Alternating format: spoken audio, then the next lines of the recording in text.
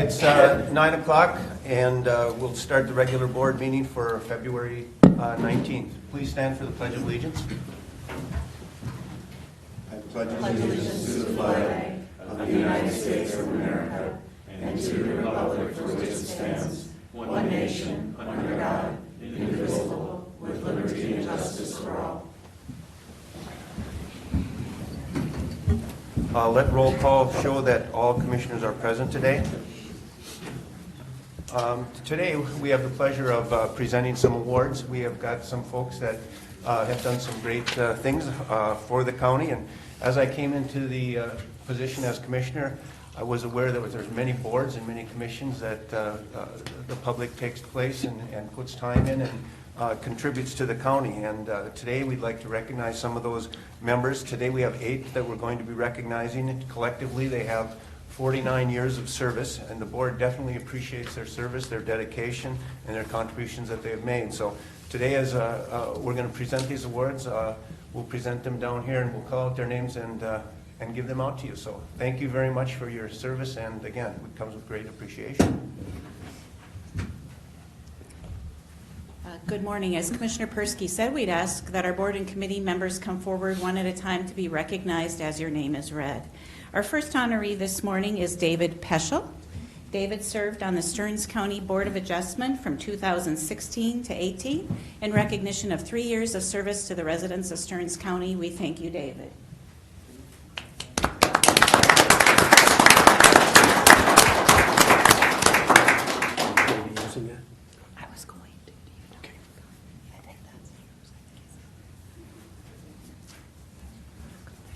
All right, and our next honoree is Leroy Gondringer.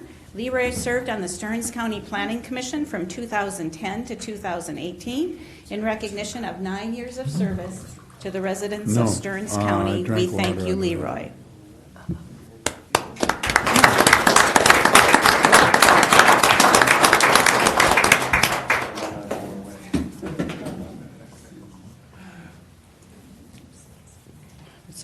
Our next honoree is Tiffany Thompson. Tiffany served on the Community Corrections Advisory Board from 2012 to 2018. In recognition of 7 years of service to the residents of Stearns County, we thank you, Tiffany.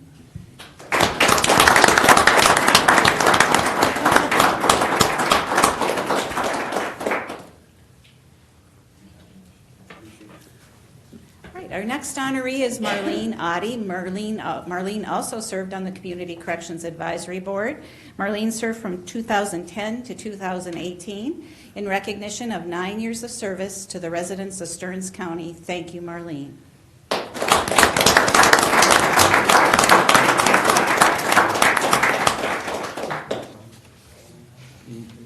At this time, we'd also wish to recognize those 2018 outgoing board and committee members who were unable to be present today.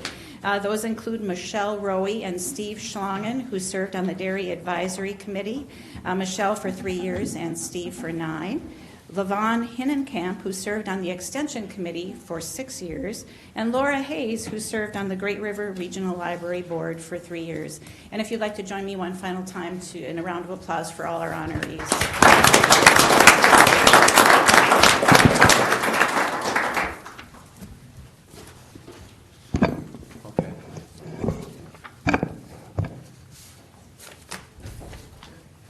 The next item we have on the agenda is public access forum. Is there anyone wishing to speak at the public access forum?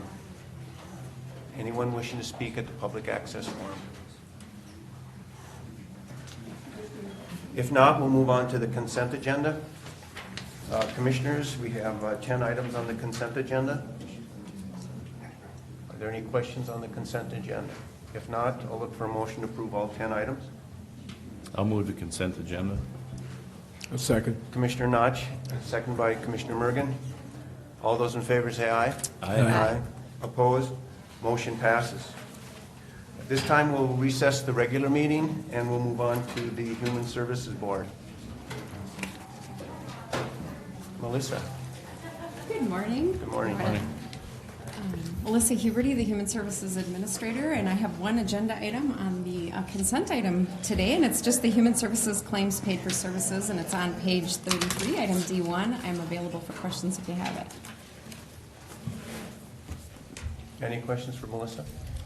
Someone's getting off too easy. I know. Well, we could make something up, otherwise I'll look for a motion to approve. Hey, it works in media. A move to approve. Since it says informational purposes only, do we need a motion? I think it's, was it a consent? It is. Okay. Oh, okay, correct. we do. Motion by Commissioner Mergen. Is that a second? Second. Second Yes. by Commissioner Clark. All those in favor say aye. Aye. Opposed? Okay. Thank you. It's always great to be able to accept by consent information. Yeah. All right, we'll reconvene the regular meeting, Public Works. Jody? Good morning, Jody Morning. Tyke, County Engineer. My first item today is revisiting an item you approved on February 5th. It's MnDOT Agency Agreement number 1033127, and this is related to Trunk Highway 15 improvements. As I stated, the board previously approved this agreement. Since then, MnDOT has modified their detour based on some restrictions in Wright County.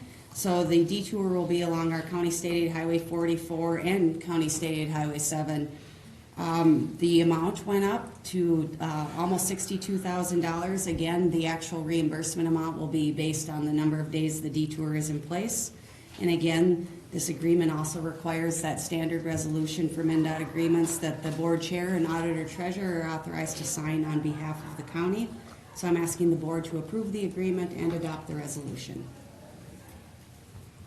I'll move that. Okay, motion by Commissioner Clark, I can second second by Commissioner Lenzmeyer. Any more discussion? If not, all those in favor? Aye. Opposed? Motion passes. My next item is related to a funding application for the local road improvement program. As previously stated, the state is soliciting applications due March 1st. There is no money allocated at this time. This will serve two purposes, basically, to show the legislature the need for the local road improvement program, and then also to get a head start on soliciting applications. So the first one is a funding application for County State Aid Highway 12 reconstruction in St. Martin. So I'm asking the board to adopt that resolution of support for that application. This project is on our 5-year road program. So moved.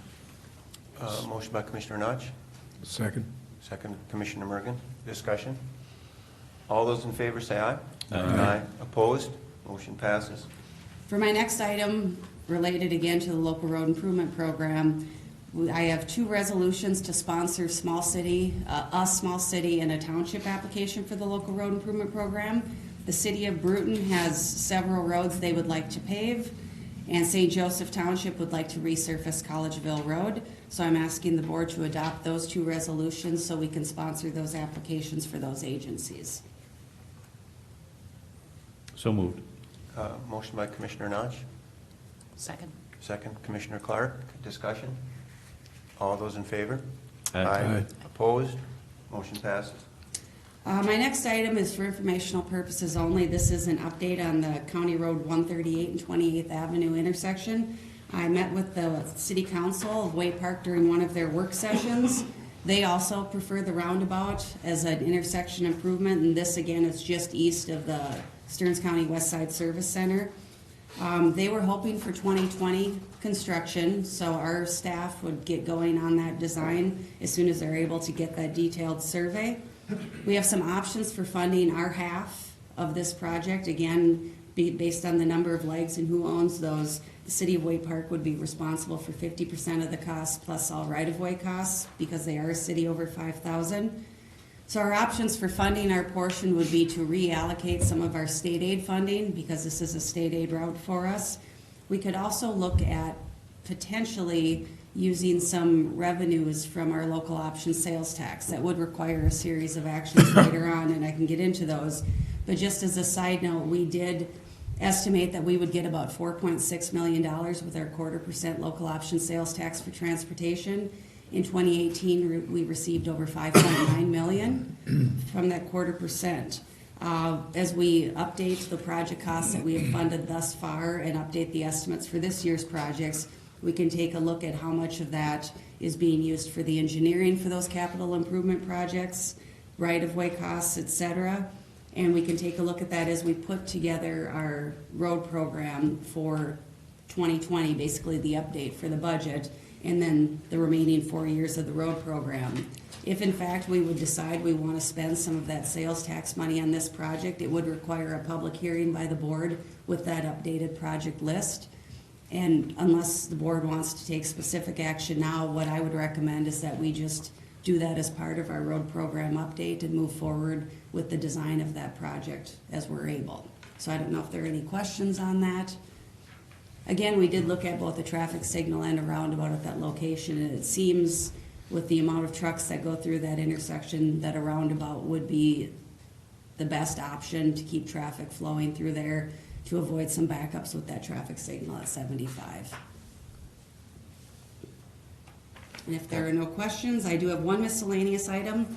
Most of you are already aware, but the House Transportation Committee is going to have an off-site meeting in St. Cloud this Friday. The committee hearing will be at the St. Cloud City Hall from noon to 3. If anybody would like to testify on behalf of needs or funding or any particular issue, you can sign up. You just need to notify John Howe at the House. He is arranging all of that and putting together the schedule. This is a great opportunity for us to let that committee know what the needs are for both us and statewide, generally speaking. We have 2 members from the St. Cloud area on that House Transportation Committee. So again, this is a great opportunity, and I think people will be coming from throughout the state to this particular hearing. I don't know if there are any questions on that or comments, but I did want the board to be aware that it would be at St. Cloud City Hall starting at noon this Friday. Commissioner Clark? Thanks for bringing that up. It really is important that people participate and let the committee know needs. It's a great opportunity to really showcase some of what the good things that have already happened here, but the importance for sustainable long-term funding, as well as, I think for at least some of us, there's a bill about completing North Star. Yes. Yes, Jody, thanks for bringing that up. In fact, I was going to talk about that, issues by commissioner, because I wanted to discuss a couple of those items. This past week, I was in D.C. with APO, and the 3 important topics we were pushing, or projects we were pushing, was the Airport 94 and, of course, North Star. I'm hoping to testify as an advocate for North Star, but as well as Town Line Road is in my district. We have a great issue with that local road and want to see some improvement done there. But I just wanted to just see here, as far as the board, we have not really had any discussion on North Star. It's been a topic that's been on the agenda for the area planning organization since I was on the council in 2004 in Sartell. And so hopefully maybe get some movement on that, but I would like the board perhaps to comment about it today before that testimony, if they got any issues they'd like to share about that. Anyone wishing to speak about Well, it? you said you're going to do this in issues by commissioners, so. Well, we got Jody here though, so I thought maybe we'd take advantage of having her here if we got any other transportation things as well. Making her listening to that, I think, is cruel and unusual punishment. She's used to it. She's been here before. Any comments about North Star? Pros, cons, indifference? We're going to try to pitch it. It's something that you know that the area has been wishing to have on the wish list. And Lee, you've sat on that board for a good number of years. And even as I came onto the board a couple of years ago, it looked like it was going to die because you folks broke that board apart, or ceased to meet, but now all of a sudden it seems to be a hot ticket item for the area. So, Well, Mr. Chair, it was the one item that wasn't on our legislative priorities when I came on that surprised me. It's been an ongoing goal for the region broadly. The business community strongly supports it. When I was in the Senate, we were able to at least get it started, but having a train that stops in Big Lake doesn't make a lot of sense. It is a good example of something where the federal government's definitions are a bit outdated, whether it's commuter or passenger. We know that it's something that will make a difference, and other regions have been successful in obtaining funding to get their rails. So I would hope that this is something that we could be supportive of. It's what's going to be in front of the committee right now is a plan, passing a plan to complete it. So it's not about exactly how we're going to get there. I think most of our legislators support it in some way. The truth is, it will take some resources to complete it. So again, I hope it's something our board could support. Are you Well- looking whether we support it or not? Yeah, just, we're looking for comments and dialogue on Yeah, that. I would probably be the only one probably not in support of it. I just feel that those funds can be spent better other places in road and bridge construction. They could be filed over there. This doesn't bring any commodities to market. And if you read up on light rail and things, it takes very little traffic off of roadways, if any. I understand that. I know that has been some of the opposition towards it. Well, this will sound like a counseling session, but here we go. Okay. The thing that prompted the North Star experience right from the beginning, that within a 90-day period of North Star starting service, the first oil train left Stanley, North Dakota. And in negotiations, North Star doesn't own its own right-of-way. All of the metro rail systems do own their own right-of-way. So since it's a shared right-of-way, it requires negotiating with BNSF.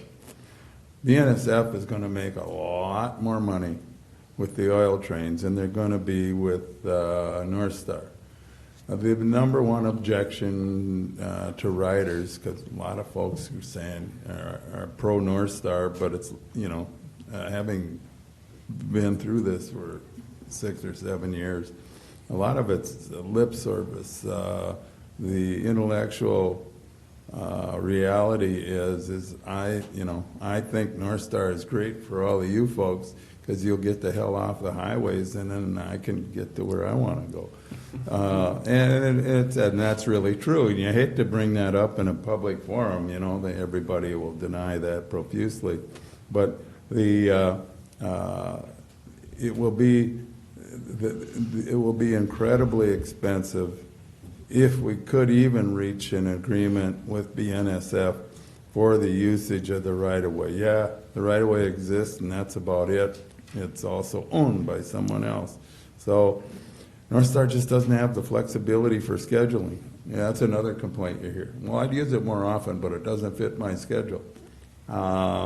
Actually, every urban transportation system, commuter transportation system, you make a schedule, you adjust your schedule to the train or to the bus. And we are, in this area, addicted to the steering wheel. So that's, even though it's psychological, it's still a significant leap of faith. So while this isn't cheerleading type of support, that's been, in a nutshell, my experience. The final difference between the metro systems and North Star is a city-to-city commuter system. The metro-based systems that enjoy much greater participation are neighborhood to neighborhood. So that was the issues in the past at North Star. The idea of extending it to Camp Ripley, what that's about is to access another source of funding, the Department of Defense. Now that would seem like a stretch, except to remember that the interstate highway system used defense money, and it was sold as obviously a public protection defense system. So that's the play that they're attempting to make work. Be great, if we were running county government in heaven. You know, North Star would be fine, but there are so many obstacles to overcome there, and I think it's the reason I don't have any hair left, and so it's a tough sell. It's you can cheerlead all you want, but it's tough to get there from here. So, Commissioner, do I count you as a supporter? With reservation. Okay. You wouldn't need a reservation for your, a seat reservation, or is it a personal reservation? All the above. Okay. There is a lot to overcome to make that happen, but that's the problems we've had in the past, and you're going to have the same ones in the future. And how you get there from here, I don't know. Takes a pile of dough, and you know, as you know, in the public sector, there's a lot of competition for a pile of dough. So I'll support it, but I'll have to tell my story too. Okay. You know, and that's what you're looking at. Right. I know Jody's got to get the trucks ready for the next snowfall. You know, any questions? and I comments? probably kind of mirror, you know, Jeff and some of what Leah's saying. I don't think it's risen that high to the top that it should be a priority. I think right now it's not going to make a lot of economical sense yet at this point. I mean, it's something that should be in the back of our minds, but I guess at this point, I think we have too many other priorities that we should address prior to doing North Star. You know, again, if they, you know, the track situation, no ownership, I think too, it's just going to be a tough road to hoe at this point. Okay. Commissioner Clark?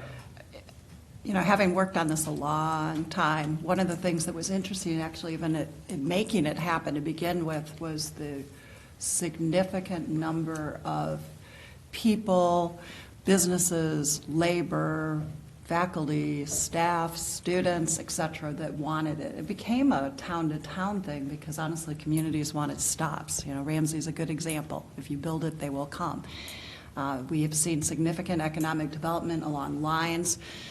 We're helping people getting from place to place, even in the cities. And Commissioner Lensmeyer, I kind of agree with what you said about neighborhoods, but it wasn't really about that. It's like, how are you getting to work? How are we getting to places? And our state is a place where we have people driving from St. Cloud to the Metro and the Metro to St. Cloud or to Rochester. And ironically, in the negotiations, the funding really is between who's getting what transit, not between roads and bridges and transit, because at the end of the day, there's only so much money that's going to get allocated, because very rightfully so, we need to make sure we've got our funding, our designated funding, good, significant for roads and bridges. So I think that's something to take into account. It's also about 8 miles that ended up arguing about at one point, and I think they're really close to it. And this is, in a lot of ways, is about the next version of, can we get there from here? And I believe that hearing is going to have an awful lot of people at it based on who keeps telling me about what's going on at the hearing. So I will say, both when I was in the Senate and since, this has been a high priority on transportation for an awful lot of people in our region, which is part of the reason why I support it. You know, talking about what Lee was talking about there with the national emergency, the argument on the other side there is, if there's a real national emergency, depending upon what it is, will the trains be running? Or which will be really more accessible, the trains or the roads? Yeah. The least valid argument against North Star, least valid, is, well, it won't pay for itself. We don't have a transportation system that exists today that pays for itself. They're all subsidized, whether it's airports, roadways, et cetera, et cetera. Those systems don't go forward without significant public support. But beyond that, you know, I have no additional comments on that. I would argue that the highway system really would pay for itself if 100% of the taxes went there from gasoline. I think only about 30% of the national actually ends up in the highway, on highway uses. And then the other thing is, they always say all of Minnesota's taxes are dedicated to roads and bridges. Well, then you start looking at what they all throw in there. For instance, the whole Minnesota highway patrol system is under roads and bridges.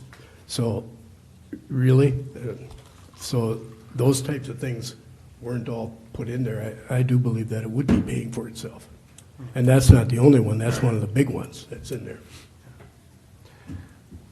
I just have a couple comments. First of all, I don't think it's fair to take a look as North Star as it exists with the link is a fair comparison of its success. I mean, the ability for people only to get onto the North Star is either to drive to Big Lake or to get on the link and take the bus down there. I think having a station actually in St. Cloud would change the dynamic considerably. And just quickly, I think so many of us know, the benefits of that. Being able to go to the U of M, which allows for the University of Minnesota, but also go for athletics, also down to the. Oh, no, not go for athletics. Oh, come on. Go for athletics. Or for those people to come up to St. Cloud State and watch the Huskies. All right. Gophers, Okay. of course. And of course, you've got the professional sports as well, but you've got shopping, of course, you've got work, business, you've got down to the Capitol, you've got the ability to take the North Star down to the airport. And I think a lot of people would like to avoid the parking down there and also maybe the commute down there as well. So it's going to open a lot of things, as well as coming in this direction. We have the 3 universities which could run buses out of there, St. Cloud State, St. John, St. Ben's, as well as people coming up to the VA hospital. But in the big picture, I'm not ready to write the check for it. I don't think we're at that point at all. But I don't want to close the door to it. And that's why there's a proposal to have the study. And I think by all means, we should take a look at that study and see how to make that happen. A proposal for it to come to St. Cloud is, I think quite good. Also the potential perhaps to use the mill site in Sartell as a north location. That in particular would allow parking from Rapids, Sartell, anything north, Rice, Little Falls, even up Brainerd, or else also the proposal is to take it up to Camp Ripley. Let's just not take it off the table, but we don't have to write the check. So I'm going to go ahead and I'm going to support it. So that's my opinion. This reminds me, this issue is very similar in a general sense to how when Dave Kleiss was in the state Senate, he always championed a unicameral legislature, knowing full well it'd be the second coming of Christ before that would ever happen. So North Star is a similar type of issue. So we'll go ahead and we'll move on with the rest of our meeting, but also, Commissioners, I think when we have our retreat, it might be a good time for us to talk a little bit, Jody, if we can, about transportation, so we highlight our items that we are and that we're all in sync. Okay? So, Mr. Chair, what are you going to recommend? My recommendation would be to go ahead with the study. Would we folks be okay with that? I'll go with the study. Yes, well, I'm we need also- to know. We need more information. It's been 10 That's years. absolutely so- right. And also, I'm going to note who is selected for the study. Are you okay with the study? Yeah. Yeah, who pays for it? Actually, I believe it's state The state. legislature. Yep, the Who state. pays for it? The state. It's always easier to support something that we will not directly be paying for. Indirectly. That's why I said indirectly. We're not directly being asked. I have no other miscellaneous items unless the board has. It's all your anything else fault. for me. Way to go, Jody. Okay, Thank we'll you. move on to environmental services.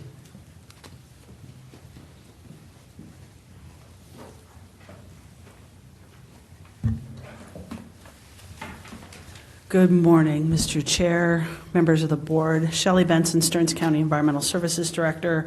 We have several items for you today, and we will start with Angie Berg. Good morning. Morning.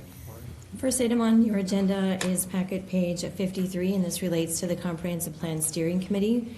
At your last meeting, the board authorized the contract for the comprehensive plan, and in front of you today is a proposed list of members. Packet page 54 will indicate that we're showing all commissioners being members of the committee in addition to all of our planning commission members. And we've also selected, for your consideration, kind of a wide variety of people, but not too many. Our last comprehensive plan committee was quite large and started to kind of lose interest, I think, at the end of the process. So we're also recommending for you Leroy Godringer as from the agricultural sector. Township official from the Metro, we're recommending George Feeler. He's a township chair for Brockway. Township official from North Fork would be Jerry Jennison. And we're also recommending Tom Schneider, city administrator for Albany. Tom has committed to communicate with all of the other cities, city administrators, council members, mayors. I think that would be a good connection between the cities. And also we're looking at Township Zoning Administrator Heidi Stahlberger. And lastly would be Jim Bartlemy. He is the president of the Coalition of Lake Associations for Stearns County. So with that, we would look to recommend the Comprehensive Plan Steering Committee. We're looking for approximately 6 meetings. They will be meeting every other month at a date and time to be determined once the committee has been set. At this point, we're considering either meeting at the Service Center or Wakefield Town Hall, would be a more central location. The committee members, except for the commissioners, obviously would be a $50 per diem and mileage, and those would be paid for the steering committee meetings. Okay. That's all I have. Just a question on meeting time. We're looking at, a potential time. That would be, a fairly selective date. However, it would be nice if we could find something that would be consistent. We all have commission meetings and board meetings that do fit into a calendar. And of course, if we can avoid those dates, that would be good. So I don't know what would be the best for commissioners, but by all means, let's see if we can figure out something like that. Mr. Chair, the plan would be if the board accepts this committee today, our office would reach out to all the committee members, including the commissioners, and we realize that everyone's going to have their town board meetings or other commitments, and so we're going to do our best to find, maybe it's the second Tuesday of the month or and try to be consistent with that. Although if we have conflicts on many, we may have to mix it up so all members can be at different meetings. So we're going to try our best with what we're given. Okay. Any questions? Commissioner? I'd just like to note, thank you so much for the work you're doing. I think this is going to be a great group. It is unfortunate that we have so little diverse population that's in this mix. Aside from myself, there's one other woman. And we have we don't have any ethnic or racial diversity in here. And I know that that's something that broadly we're working on, and given who's on which committees and who's elected, that's where we start. But I'm heartened by the fact that we not only have a greater array of diversity within our staff, but that we're going to be reaching out to residents in many ways. So it's just really more of a footnote and an acknowledgement about where we are, not where hopefully we're headed. Okay. I'll move to recommended action. Okay. I'll second that. Okay. Commissioner Notch with the motion, Commissioner Lenzmeyer with the second. Any discussion? All those in favor say aye. Aye. Aye. Opposed? Motion passes. Thank you. Thank you. Thank you.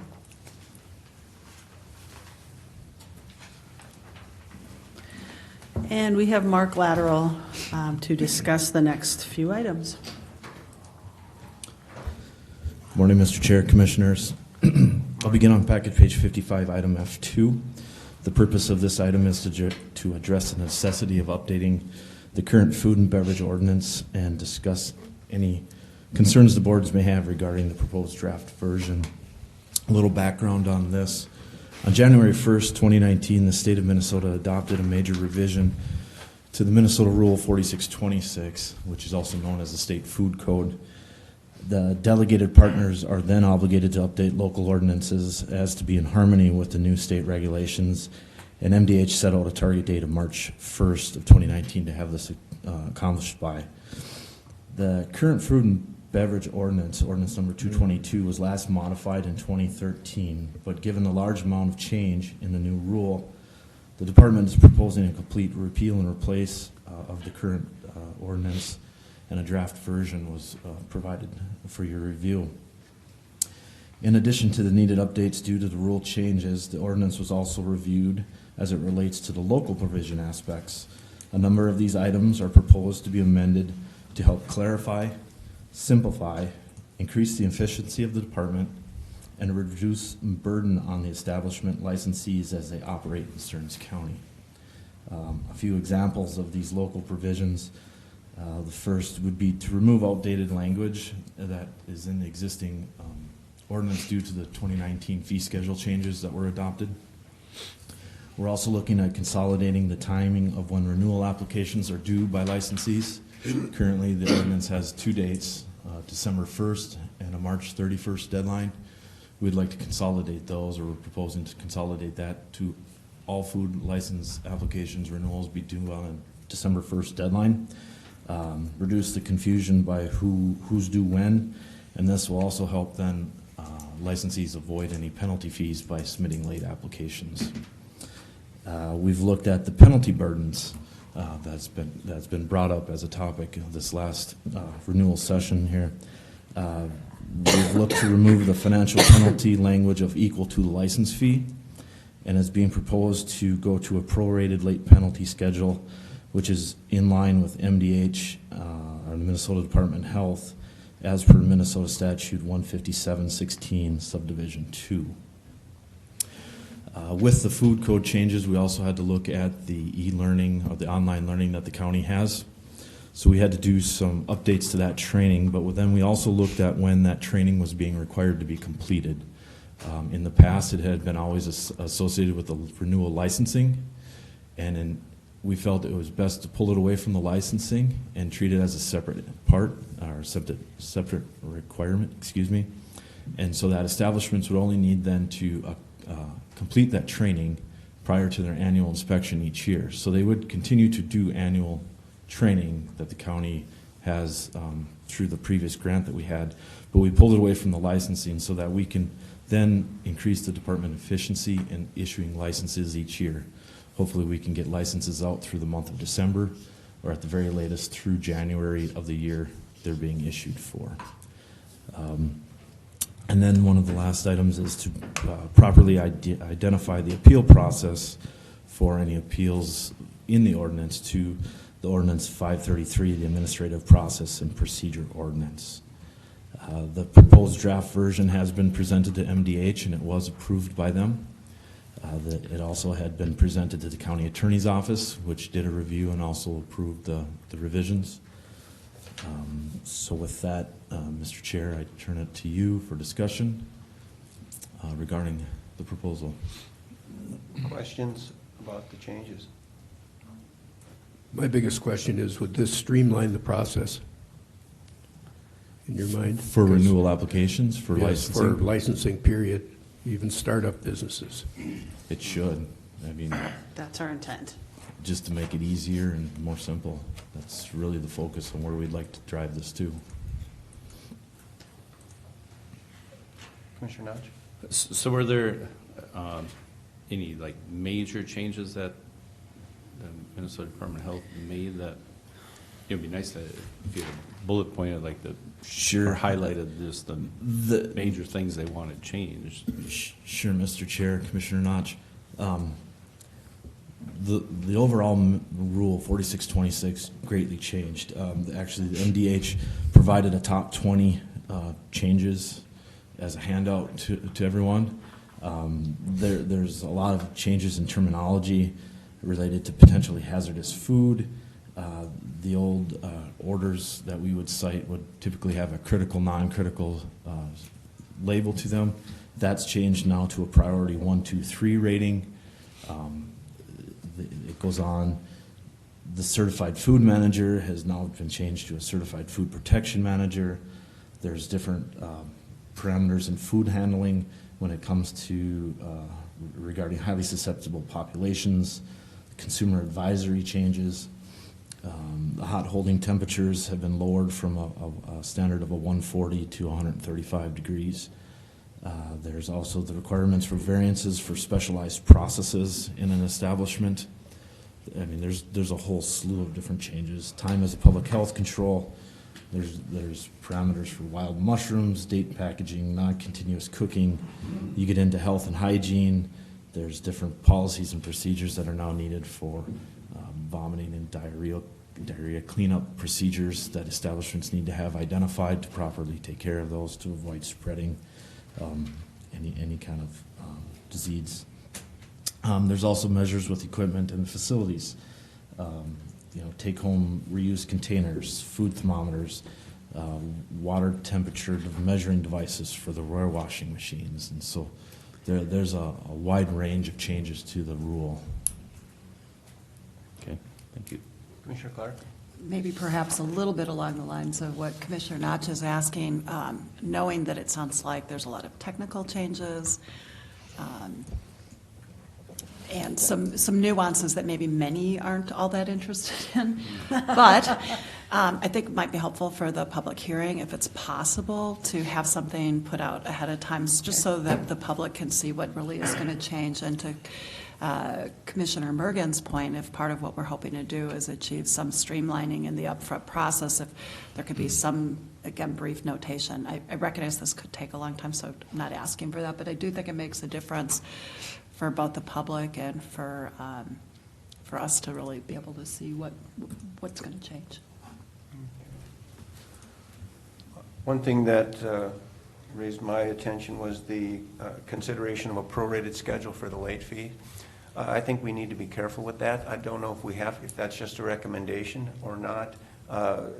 Perhaps the charging of an entire annual fee for one day being late is a bit punitive. However, if it's prorated on a daily basis, there's not going to be much incentive if it's $1 a day or $2 a day, as it will just trickle on. I would think catching somebody's attention by maybe a 25% on the first late fee. Does it say particularly how the prorated would work? Correct. It's in section 8. So on packet page 63 on line 344, you would see the proration proposal. Basically, renewal applications would be due December 1st of each year. They'd basically get a grace of 30 days until January 1st. Okay. Once a license would be submitted on or after January 31st, a $120 penalty would be applied in addition to the standard licensing. If they miss the rest of January and they turn it in February 1st or later, it becomes a $360 penalty. Okay. And then after March 1st, we would be looking to close the facility because they'd be operating without a license. Okay. My concern would be is if they were looking at staying open just half the year, they could just delay it with it not being closed, and they would be able to stay open for 6 months without any fees. Yeah. Okay. All right. Any other questions? If not, next item agenda. Do we have to? Actually, Or do we take Mr. action Chair, on this for the public hearing? Yeah, Okay. Mr. Chair, I'd request that the board consider setting a public hearing for the adoption of the proposed ordinance for March 12th, 2019, at a time to be determined. Okay. So moved. Commissioner Clark? Second? I can second. Commissioner Lenzmeyer? Any other discussion on that? If not, all those in favor? Aye. Opposed? Okay, you got it. Next Okay. item. Thank you. The next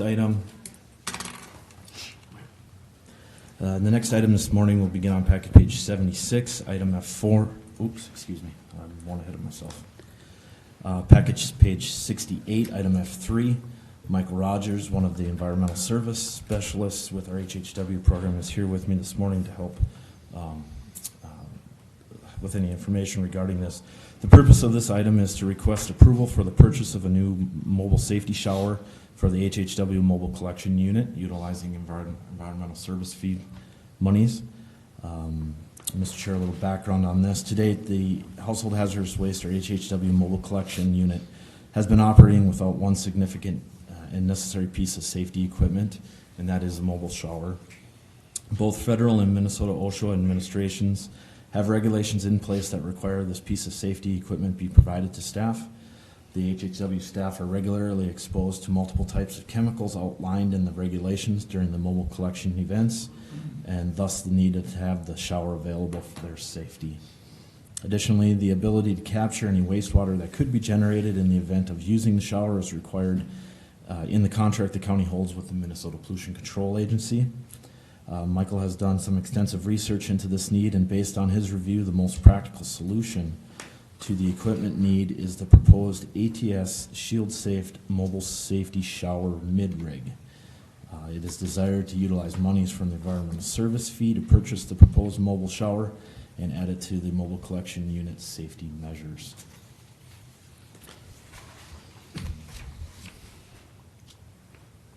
Commissioner Morgan? I was wondering how often would this have been used in the past if it had been available? How many times did an emergency show up where it would have been needed? For the necessity of a shower Yes. through our mobile collections? During our mobile collections over the past years that we've been doing it, we haven't had any significant incident that would have required the use of a safety shower. So zero. Okay. Thus far, yes. Because my question is, this is out of the fund where it used to be $10 per household, and we reduced it to $8 when it was said that $6 would cover it, and we reduced it to $8. Now, I'm wondering if this isn't just something that, well, we got extra money now, and one of those things where we've got to now spend it, find a way to spend it. Mr. Chair, Commissioner Mergen, that is not the intent with this. The intent is to provide staff the necessary safety equipment they need to do their job. The federal OSHA and the Minnesota OSHA regulations require that we provide this to them due to the chemicals that they work with. It was brought to my attention that we were lacking this piece of equipment, and once it was brought to my attention, I've moved it up the line, and thus the need to address you this morning requesting the purchase of this item. But it's one that would have never, ever been used. And I hope it never ever gets used. Mr. Chair, I think one of those things that we've found is that as we've reviewed programs, and that's what happens when we change supervisors, things happen. We've looked at what should we be doing with programs. When we feel or we find that there's something missing, for example, we had a facility review. We went out to the HHW facility and found we were missing a restraint. When you find you're missing it, you fix it. You don't not fix the thing that you need to fix for safety reasons. We don't want an incident to occur. We don't want someone to fall off the mezzanine because we didn't have the proper restraint. So that's been fixed. This has come to our attention, and it was a big enough item. Unlike the restraint, which is a smaller item, we can handle that within a normal course. This is a situation where we thought it was appropriate to make sure you were aware that we didn't have that safety equipment, and it's critical we have it because if it does, if the need arises, we need it to be there. We hope it never happens, but if the need arises, we want access. We are not, when we have those events, we're not near public facilities. You're not always in locations that have the appropriate equipment to manage chemical shower situations. Would this be something that also could be used by emergency management? I was going to be talking to Aaron about that as well. You know, because then, now countywide, Yes. we have an emergency management plan. Now you have an additional tool that can be used if you had some kind of spill or. Right. Could that department also help out with the costs then, out of that budget? I don't know that I can ask that question. We could certainly bring this back after I have that conversation with Aaron. I think I'd like to see that. How do you train for youth? What would be the training program? If you don't, it's like adopting a whiz-bang, in my opinion, like adopting a whiz-bang software thing, and then if you don't use it, you forget how to do it. How do you do that? Or what would be the game plan? Due to the strict regulations that ANSI requires for safety shower operation, you can learn to use it within seconds. It's extremely simple. The slightly more involved process would actually just be the filling. Because it is a mobile safety shower, it has a 750-gallon water tank that we would have to fill, sanitize once per year. The CDC has recommendations along those lines, but basically the water would be good for 6 months at a time. Our intention would be to fill it at the beginning of the mobile season, which lasts about 4 months. Keep it filled throughout the mobile season. We're not required to test it since it's a fully self-contained system, and then empty it at the end of the year. But the actual operation is basically you push a button and it works. Okay, how do you keep that from freezing up, or don't you store it outside? How do you know? We would only be using it during the summer months, but it does actually have a heater contained within it because the ANSI regulations do have a requirement for water temperature. It is cold weather rated, although we don't have any intention at this time of using it in any sort of weather where it could freeze. So you only handle these materials in the summertime, you don't in the wintertime? We don't have mobile collections in the wintertime, no. We only Okay. have those during the summer. I got a number of questions. Yeah, better rip. All right, first of all, how many opportunities do we have for mobile collection at the present time? Currently, we have, I want to say around 15 off the top of my head. There are 4 of those events where we would not need to bring the shower because they do have showers on site at the facilities that we hold the event. I've spoken to a number of the communities, and there's not really any facilities available in the very small communities that we serve that can both accommodate our semi-truck that we use for the mobile events and have a shower suitably located on site. So we would need to have this safety shower in order to be in compliance with OSHA regulations at any site where we don't have access to those safety showers anyway. So there would be around a dozen Okay. that we would actually need it for. Yeah. My point is that if we're going to make the investment, I certainly want to see them make sure that we're using it. And I guess that goes along with the whole hazardous waste collection and the site that we have. We have the opportunity to keep those chemicals out of the environment, and that's the intent. And we want to make sure that we have as much as possible coming into that location as we can. If this gives us the chance to maybe get out to more locations as well, I certainly would be an advocate for that, because that keeps the chemicals out of the ground or into the landfills or wherever they might otherwise end up. Likewise, I guess I would also potentially like to take a look at even our operational hours, because I know I would rather to see us be more consumer friendly in that, folks do have the weekends off, but I believe, are we closed at noon on Saturdays or? Currently, Mr. Chair, the facility is open on the 3rd Saturday of the month from 8 to noon. Yeah, and so that's only like 4 hours a month on the weekend. And I know that a lot of folks are doing their cleanups on the weekend, and that would give them a chance to bring it in. But if you're not open, they just put it in the garbage bin. It goes to the hauler and out of sight, out of mind.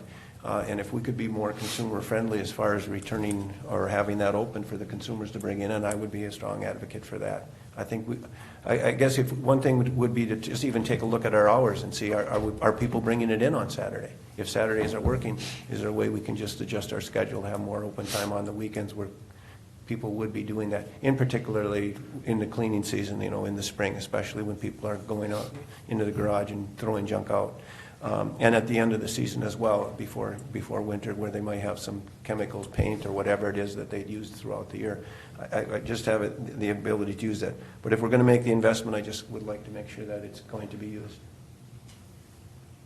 So we're looking for a motion to continue that, or did you I want think more? I would like to know a little bit more about, can this be combined with emergency management as far as payment for it? Could bring it back next meeting? Mr. Chair, we can bring it back. We will ask Aaron, we'll talk to some other departments that would potentially have use and see how that would work together as a county asset. Okay.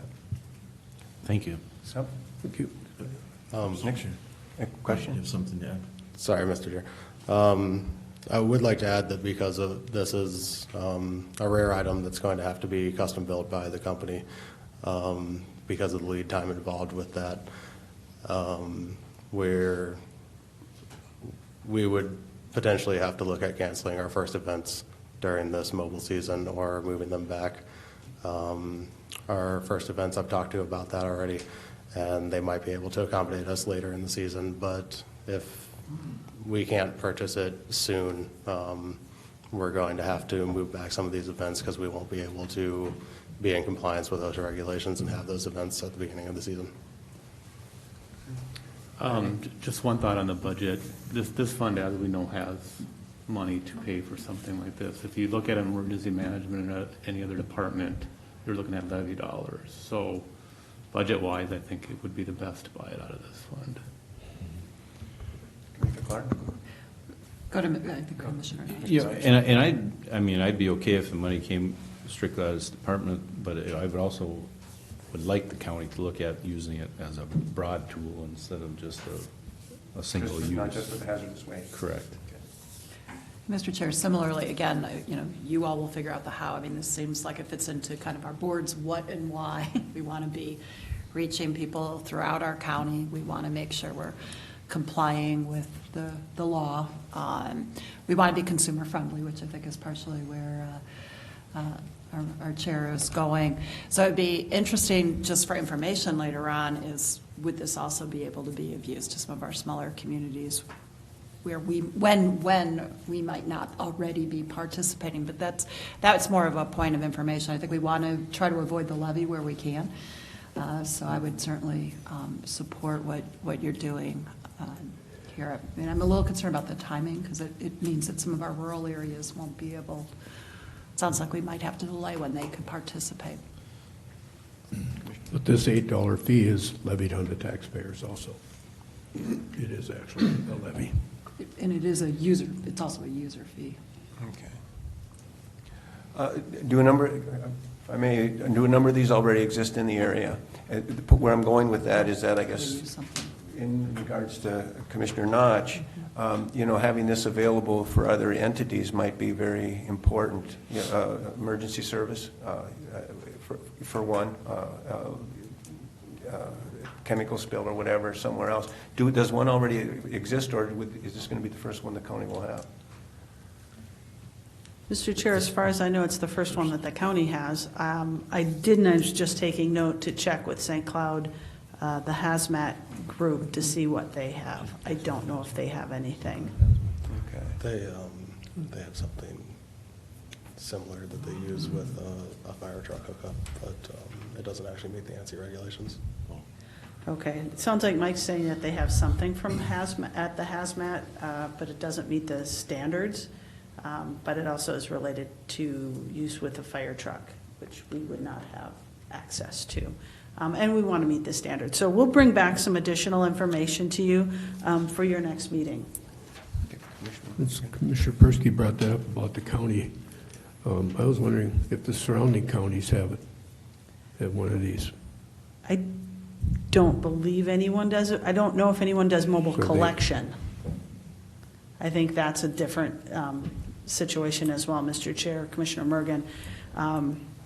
Since we do a lot of the mobile collection for our surrounding counties, that's where we do the coverage. So Sherburne wouldn't have it, Morrison, Benton, because we cover those counties and do mobile collections. You go into those counties? Yes, we do contract. Do they reimburse? Yes. Yep. We can bring that schedule too, so that you have that information and you can see how it's utilized. I think that would be important, so you can see that piece of it as well. Mr. Chair. So then, are you saying that if we're coming back, because I think the information you're requesting is good and important, are we going to throw off the schedule too much? And because one of the things I'd be interested in then too is from a contract standpoint, are we going to be able to be cost sharing with those other counties? Recognizing that you may be figuring that out on the back end, but if you have that information, that would be good to know. Okay. But from a schedule standpoint, is our delaying a decision, what's the impact going to be on those communities? Mr. Chair, Commissioner Clark, I think as Mike stated here, that if, in delaying the decision to purchase, we'll push back the lead time, we need to contract with the company supplying the unit, which then will impact the first few collections because those sites will not provide the appropriate water supplies to have any other kind of setup available. So I think what it really boils down to in one aspect is if we're able to provide the safety shower to our staff for doing the mobile collections, we don't have to worry too much as which location, which city, which church parking lot, which school parking lot, which rural co-op parking lot we may set up and work in, because we'll always have that water source available because we're self-contained and self-supplied. If we run into a situation where we aren't able to be self-sufficient in that nature, it may limit to where we can do collections, which may change our schedule, which may drop current participating cities or towns out of the running for future collections because they can't provide that necessity. Commissioner Merrigan? See, this should have been brought to us earlier, because, just with this amount of monetary dollars going out there, to assume a decision, immediate decision based on this is just wrong. Should have been brought to us, and then assuming an immediate decision, well, if you don't do it now, then we can't do it, or we won't get it in time, or whatever. This should have been brought to us much earlier, where if we decided to delay it for a board meeting, that it wouldn't have those type of consequences. Commissioner Knott? The only question I would just ask is if you think a 2-week delay would harm that, because obviously our next board meeting would only be, was it 2 weeks from today? Would there still be enough lead time if it got approved in 2 weeks? Well, first, I would like to apologize for the timing. Unfortunately, this really didn't come to our attention until the first week of January. So I'm sorry about that. The 2-week delay would likely affect only 1 or 2 events because we are 10 weeks away now from our first event. The lead time quoted to me by the manufacturer was 8 weeks, and then there would be some delivery time as well. It would be coming from Utah, which would probably be hopefully within a week after it's manufactured. So potentially we could still make it, but I would have to talk with those town commissioners and such. They need to get approval from their boards for the schedule and the locations where we can do our mobile event. So I would likely have to push the first 2 events back at that time.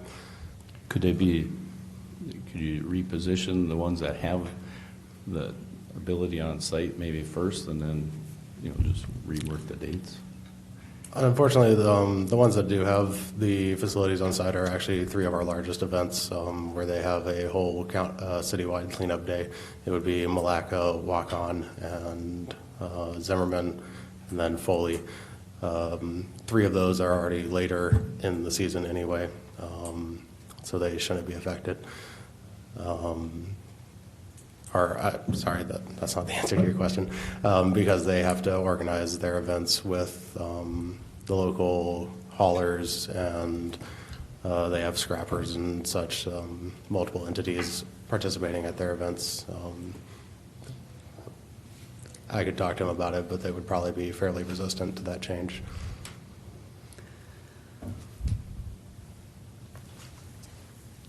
So what's the wishes of the board? I'm for postponing it till next board meeting.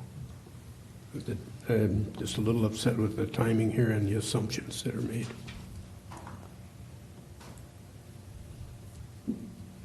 Commissioner Clark? I think Spenson has a comment, and then. Okay. Mr. Chair, I think what we can do is look to accommodate those collections at a later date within their schedule so that they won't not have a collection. We just may have to move that collection time. So we'll look to accommodate that. We'll adjust that scheduling when we come back. if that's the desire of the board. I think there are good questions being asked, and having those answers would be helpful. So I think bringing it back is appropriate. Okay. All right. Comfortable with delaying for the reasons Okay. Commissioner. And with that, Shelley, I guess I would like to look at a broader picture of the use of the piece of equipment. Yep. You know, in particularly, we, in the area with ladder trucks, with mutual aid, you know, we have that ability to share that equipment, and this is a piece, I think, too, that maybe there would be a common benefit to activities that might be going on, in particular with fire and rescue, if that's necessary. And we may find out that one of these things, these trailers may exist in another capacity, which would be maybe our ability in which to get that on loan, which would mean we would need, maybe not even need to have it. So let's find out what the area folks have and see how they would use it and how we could use theirs. Okay? Okay, ready to move on to the next item? Okay. Mr. Chair, the next item, this morning we begin on packet page 76, item F4. Troy Firehammer, the Department's environmental specialist in our solid waste division, and also the acting solid waste officer is with me this morning. This is an informational item aimed at sparking conversation regarding the ongoing waste deliveries to Pope Douglas Waste to Energy Facility for the upcoming years of 2021 to 2031. In background with this, in 2010, Tri-County Solid Waste Management Commission signed a 20-year waste to disposal agreement with Pope Douglas Solid Waste Management. The agreement between Tri-County Waste Management Commission and Pope Douglas was to deliver acceptable mixed municipal solid waste to Pope Douglas Waste to Energy Facility at decreasing contract amounts over time. However, in 2014, that agreement was amended for a 5-year period, 2015 to 2020, which then did not allow for a reduction in waste delivery at that time as the original agreement outlined. The provisions of the agreement established that 50 tons would be delivered for the first year through the 5th year, then 45,000 tons for the 6th year through the 10th year, and then it would decrease 10,000 tons each 5 years after that to the conclusion of the agreement. The delivery rate has maintained at 50,000 tons, but I actually averaged about 49,000 tons per year. And Stearns County's portion of that was approximately 35,000 tons, or 53% of that total waste delivered.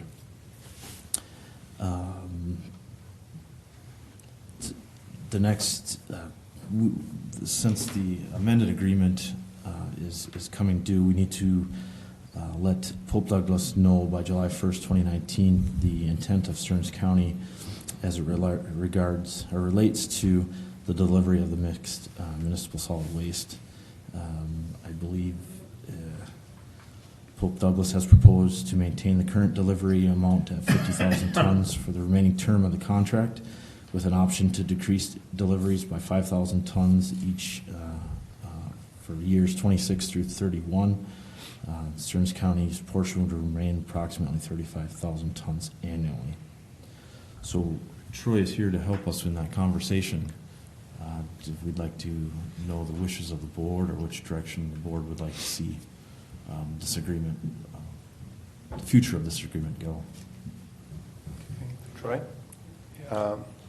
Do you have something to present, or are you going to just throw it back to us on questions? Because when it comes to trash talk, I tell you, I'm good at I'm good at some aspects, but I'll tell you, it's a mystery when I start seeing the number of tons and amounts and the past agreements and where the future is as far as where we're going. And so obviously I'd like to see some expertise from our staff in guidance to what makes sense and where we should be going. Mr. Chair, yes, Troy Fryer with Environmental Services. Indeed, well, let's start with with the past contracts we've had, comparing facilities. We've actually had a great partnership with the Pope Douglas facility. They burned very well. They've been very proactive in their maintenance and letting the haulers know of their maintenance schedules. For diversions and such. So they're definitely a great partner in burning garbage and effective at it. And then there's always questions of capacity at other facilities.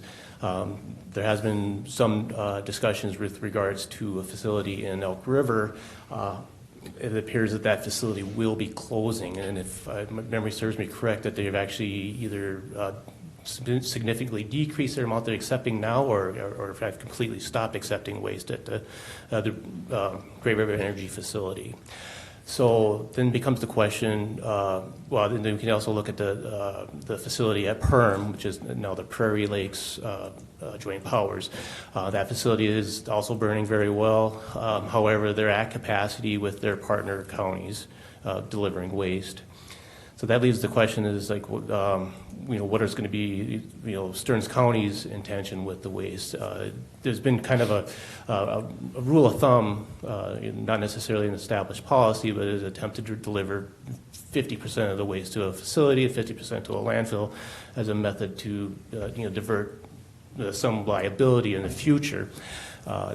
And we've been very close to that number. We've been averaging right around that 53% currently.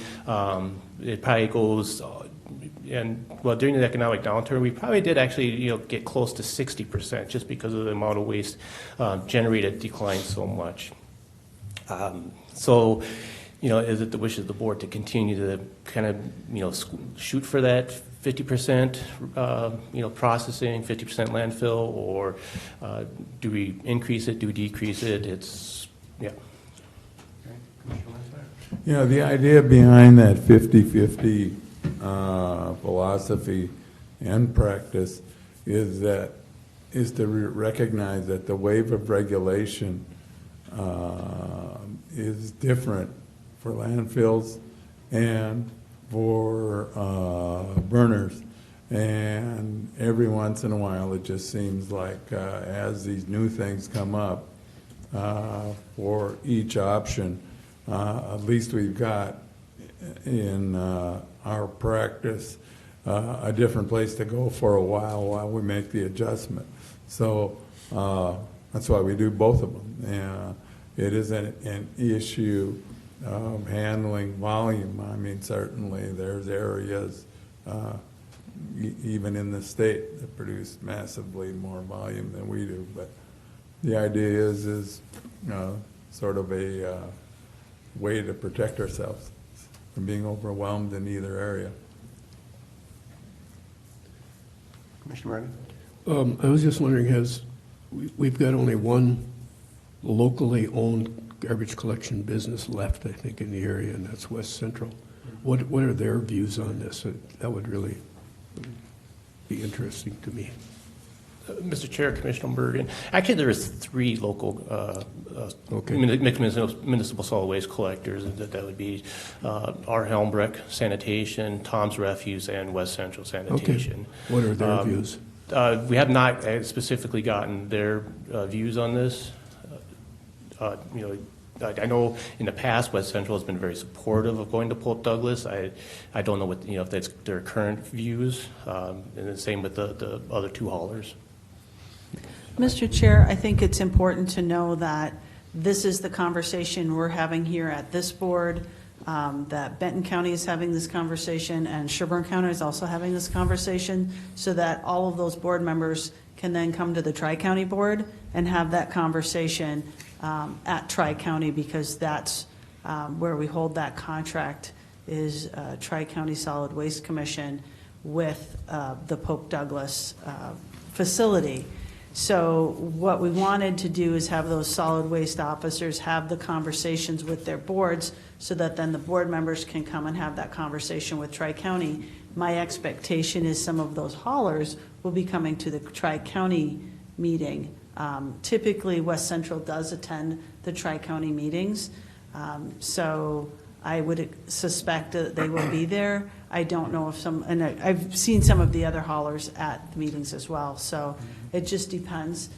But that ultimately needs to go to Tri-County and have that conversation. But if we don't have it here with the full board, I think it's important enough that each board have that discussion as to, are we looking to reduce the amount of waste?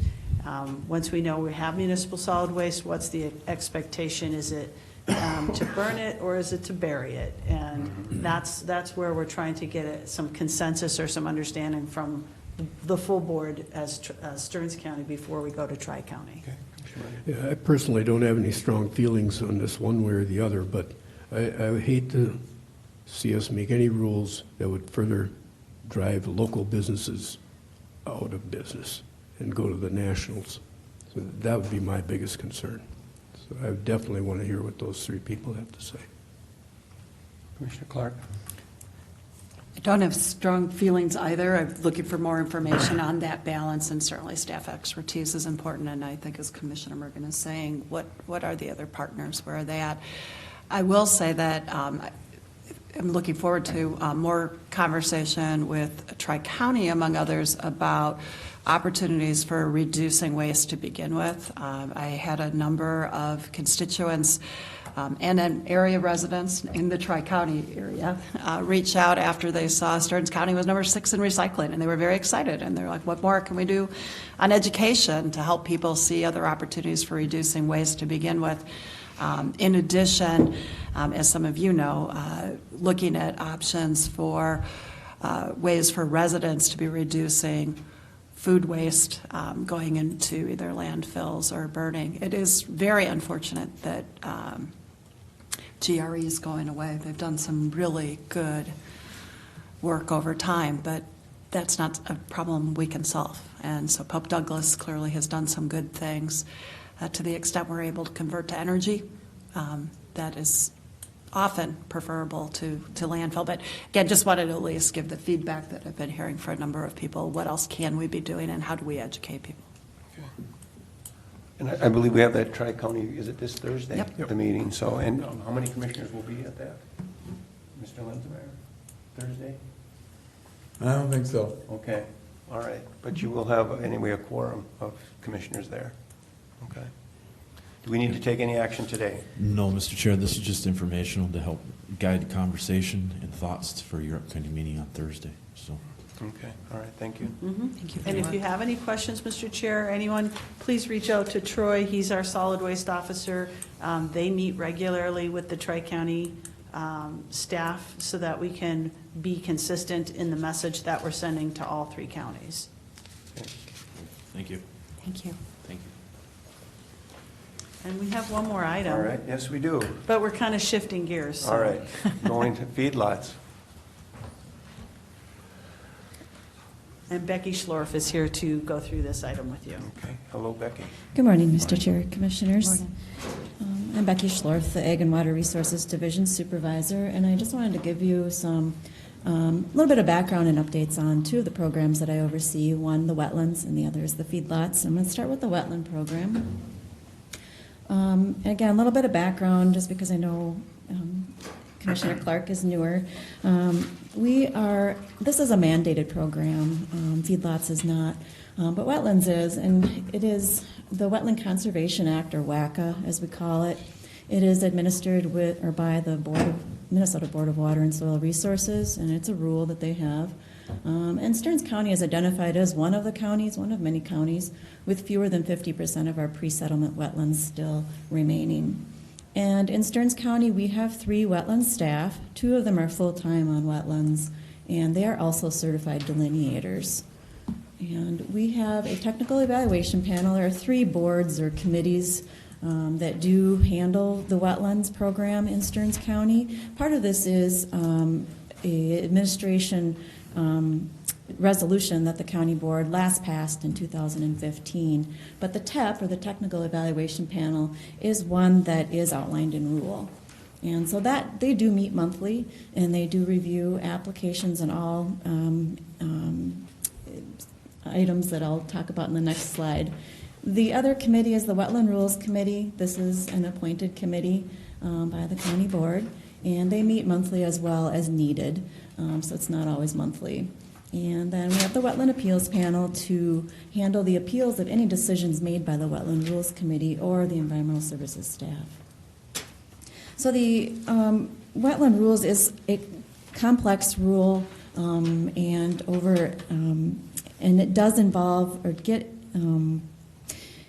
We do incorporate other agencies' rules, so that at the federal level, for example, and they are a member of our technical evaluation panel when those applications are involved as well, so we try to streamline things for individuals. But the Wetland Conservation Act, we, as the staff, will look at boundary determinations for wetlands. They will also look at delineations and exemptions that are allowed by rule. And these do not have to go to the Wetland Rules Committee for an actual decision. These are at staff level.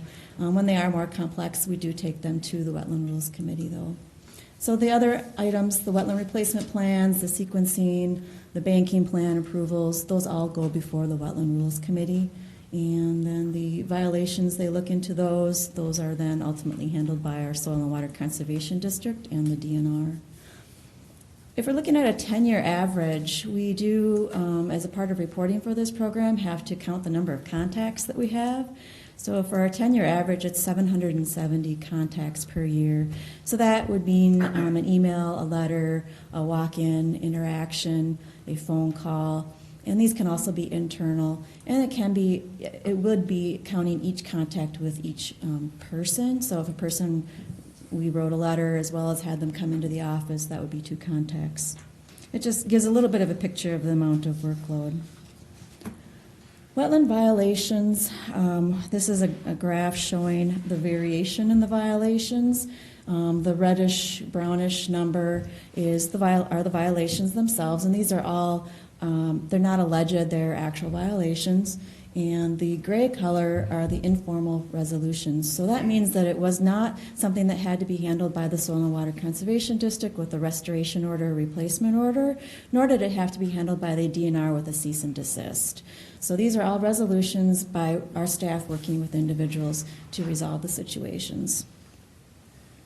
So that's about half of the violations overall do end up being resolved, just interacting with people. And as far as the 2014 blip there, not sure what happened, other than to say that it was a heavy construction year. A lot more permits issued that year, a lot more construction activity.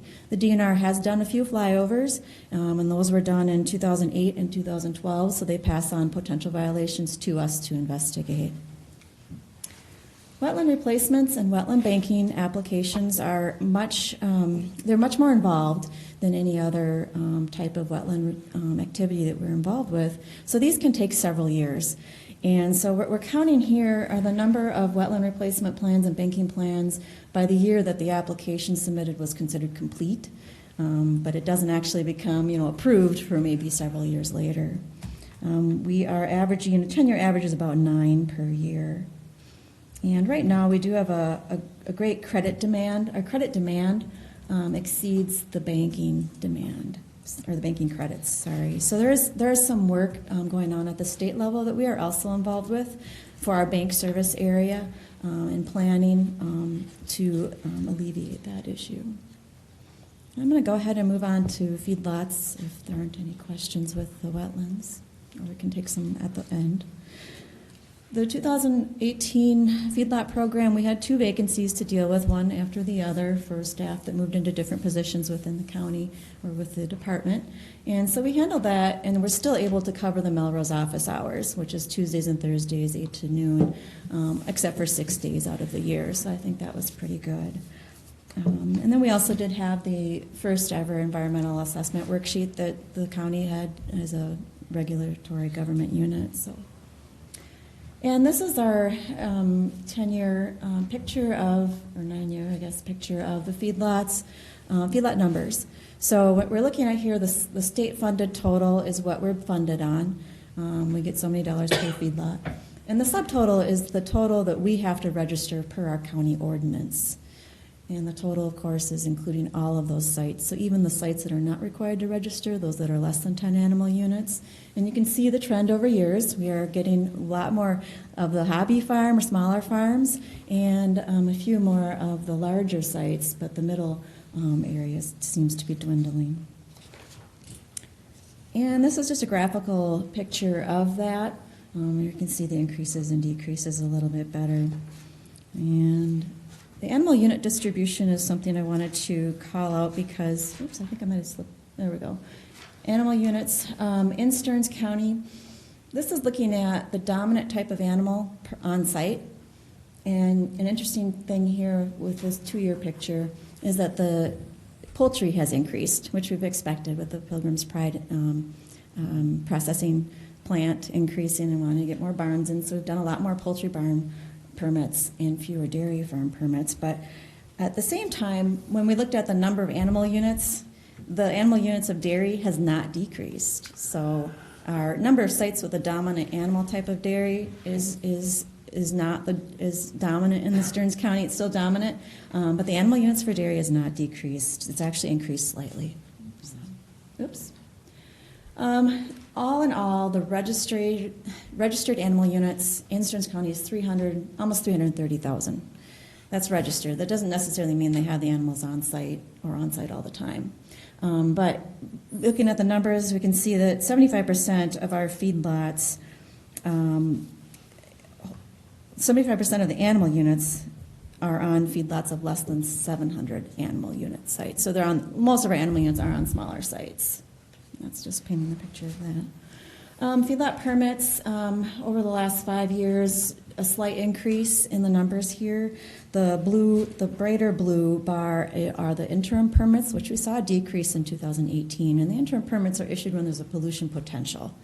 The other notable thing going on here is, and I didn't quite show it in this graph, I guess, but excuse me, our after-the-fact permits did decrease in 2018. In 2006 or 17, it had gone up a little bit, and so we're still seeing about a 7% average after-the-fact permits, where people are doing construction and then we find out after the fact and have to charge them a fee for that.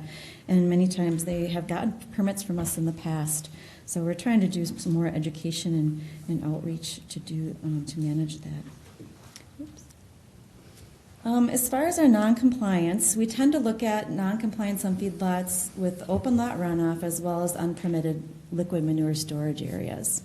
And the manure stockpiling issues tend to get resolved within a year's time frame. And the record keeping, I will also go into detail about those numbers real quick. For the noncompliance, in 2018, you can see with the history, most of our noncompliance are on sites, a little bit smaller sites, the 50 to 299 animal units. And in 2018, we had 9% of our sites noncompliant for open lot or unpermitted pit, and 13% of those were in shoreland. 51% of them are dairy, 41% are beef, we're the dominant type of animal units on site. And this is just a graph showing that. The interesting thing here to note is the 10 to 49 animal units did have a slight increase in the number of non-compliant sites, but you can see the larger sites tend to become compliant, or they're on the trending for compliance.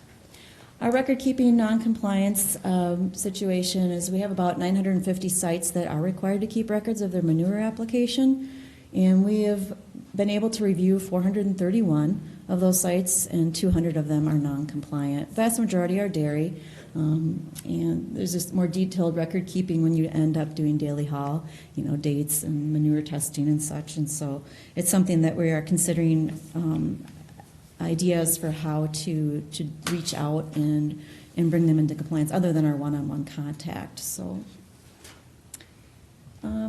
overall, the feedlot program has had some changes over the years. We've had more documentation paper-wise and then also more requirements digitally with the state. And so one of those aspects, the digital side, may be helped with an online registration process. The state is actually looking to unveil this summer. So any feedlot owner or anybody can go on site online and re-register their site. So no paperwork involved. They would then receive an email of their registration update, and we would receive a copy as well. And so that might help streamline a lot of things for us. And so I'm hopeful for that, and the state has involved us in that discussion as well. With Stearns County, we are the largest, we're the county, as you all know, with the most feedlots in the state, and by almost 2 times as much. The next feedlot, next county with the most feedlots would be Fillmore County, and they're at 737, Goodhue, 685, Todd County, 682. So with that being said, and the amount of administration involved with this program. We are involved with the MACFO, the Minnesota Association of County Feedlot Officers, and we remain involved with that and spend time on that. And MACFO is now a member of AMC to a greater degree, so you'll be seeing us at the AMC conference in the following year, the next year's conference in 2020. And then one other thing to highlight forthcoming is the Melrose office is going to be under remodeling, so we may have to adjust our office hours out there in 2019. But that is all I have for you. Do you have any questions? Questions? Steve? Maybe just a comment. You know, obviously we all know, well, most of us probably know anyway, that, you know, a large number of dairies have been, you know, going out of business basically because of the economics right now, or just simply retiring. Now, you know, they might go out of business, but their feedlot is still there, correct? So, Correct. you know, some of this information includes those feedlots, but Yes. they're registered for so many animal units, but there might not be animal units there Yeah. currently. And then what is it? If they don't have animals for how many years? 5 years. 5 years. Oh, Then they lose that feedlot. Yep, then it falls off the data. It falls out of the data, yeah. okay, so how tough are you? You have one of these feedlots that's vacant. Are you guys requiring, when they reinstitute use, are you requiring upgrades? The county ordinance allows a feedlot to become permitted again after it's been deactivated, so to speak. And so at that time, it does have to be compliant. So if they're not going to use, let's say that the site has an unpermitted liquid manure storage area, they could choose not to use it, and then they could also apply for a permit to fix it and then add it to their permit. The answer is yes. Yes, they're required to be in compliance unless, we can issue the interim permit, like I said, and that interim permit is for pollution potential. It gives them 2 years to fix the site, but it's not for new sites. It's for existing sites. The state doesn't allow us to permit a site that wouldn't be compliant, that's brand new. Now, is there a difference between requiring compliance if they've discontinued use? Is there a difference in how you enforce purchasing versus leasing?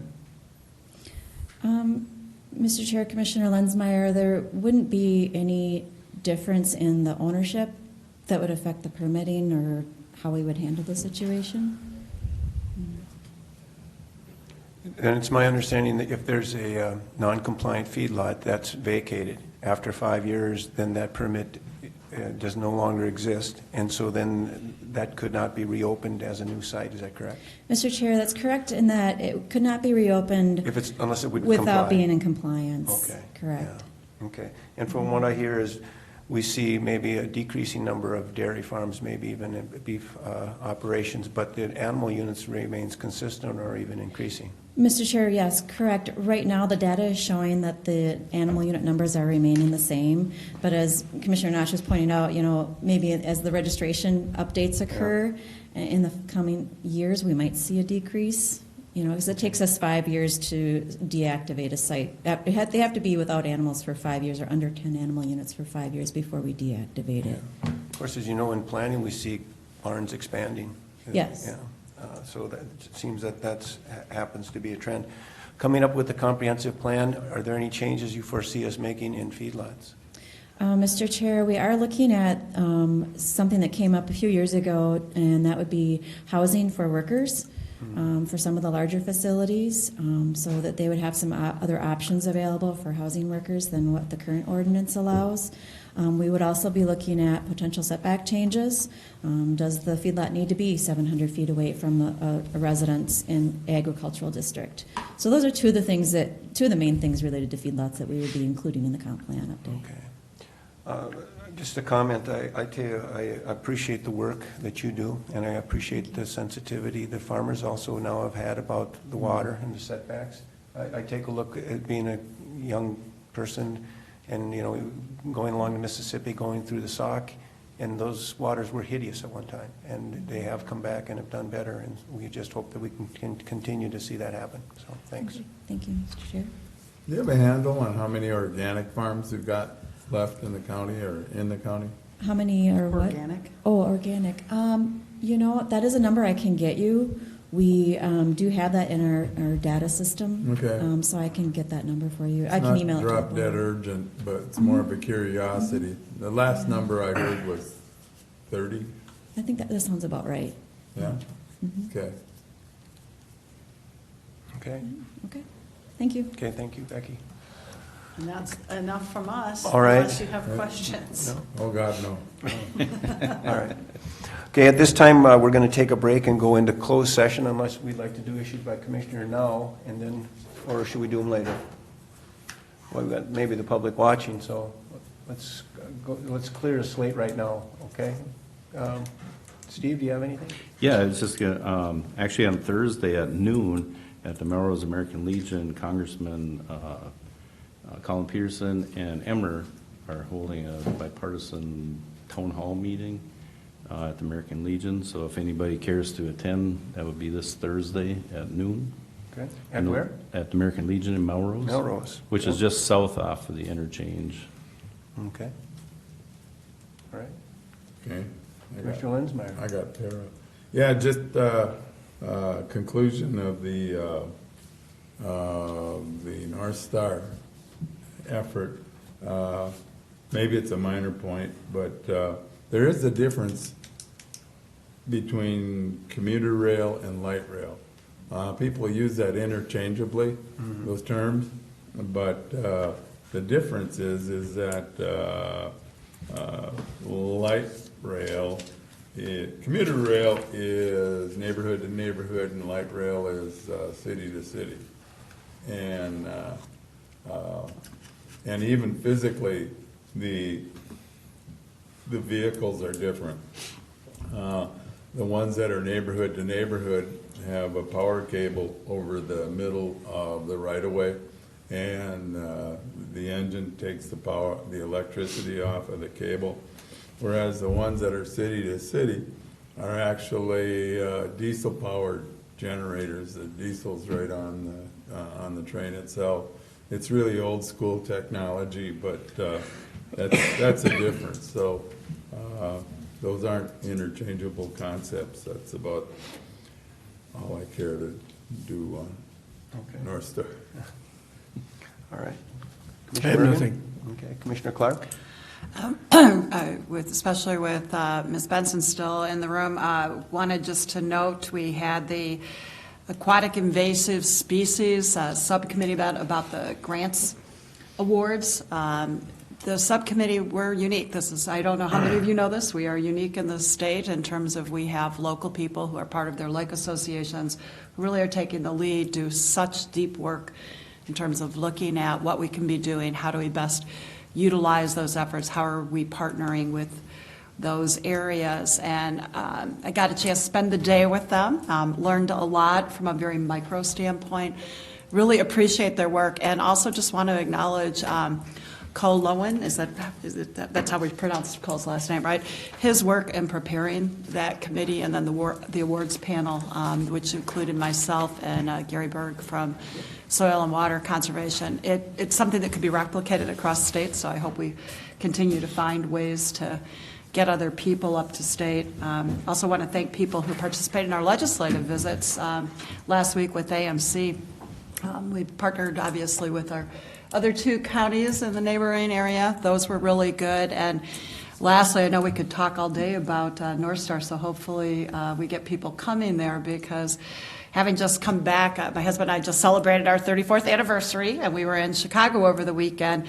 And rail is a big part of how people get around there, whether it's an express train that hopefully someday we'll get, because that would save us time, whether it's a trunk train that stops in many places, or whether it's something like the L or our light rail that goes into those micro areas. It's complicated, and it just takes a lot of, yes, we can do this eventually, and we have to figure out how to be good stewards, which is, I think, part of Commissioner Mergen's point. We have to be good stewards of taxpayer resources. Okay. Yes, and while you folks were at the Capitol for Association of Minnesota Counties, I was in D.C. working with the APO, and We were talking about the importance of North Star, also Highway 94, and bringing it to the St. Cloud area, as well as discussion on supporting the St. Cloud Airport. And then our local projects too that are maybe smaller in nature, but we perhaps can maybe pick up some funding for those through some local or federal mechanisms. Likewise mentioning the importance of getting a handle on human trafficking. And we'll be back out to DC with the NACO conference and again working to meet the needs of the county with our negotiations to attain federal funds and federal legislation on our important issues. So if there's nothing else, we're going to go into recess, closed session, and we'll be back to close the meeting. So we'll close at this time and go to a recess and then a closed session.